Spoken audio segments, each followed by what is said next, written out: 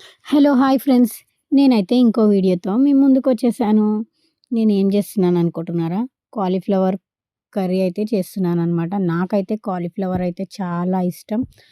కర్రీయే కాదు, అది ఫ్రై అయితే అసలు నాకైతే చాలా అంటే చాలా ఇష్టం. చూడండి ఆ ప్రాసెస్ ఏంటో చూసేద్దాము.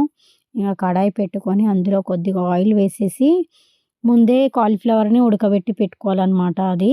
నేనైతే కారం ఎయట్లేదు. ఎందుకంటే ఊకే కారం తిని తిని బోర్ కొట్టేస్తుంది. అందుకే నేను పచ్చిమిరపకాయలేసి నాకు ఎంతో టేస్ట్‌గా చేసుకోవాలనిపించింది. అందుకే చేసుకొని తింటున్నాననమాట. పచ్చిమిరపకాయలేసి ఏందంటే ఆ కలర్ యెల్లో కలర్ ఉంటే నాకైతే చాలా ఇష్టం. అందుకే అట్లా చేసుకొని తిందామని చెప్పి ఈరోజు ఏదో కొత్తగా ట్రై చేసిన.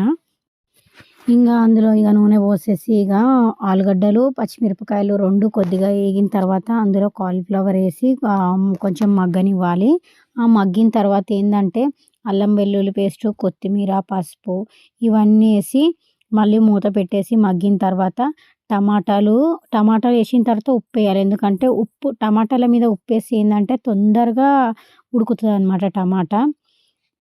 టమాటా ఏసి కలిపిన తర్వాత చూడండి అసలు ఎంత కలర్‌ఫుల్‌గా ఉందో. అసలు చాలా కలర్‌ఫుల్ అంటే అంత కలర్‌ఫుల్‌గా ఉంది.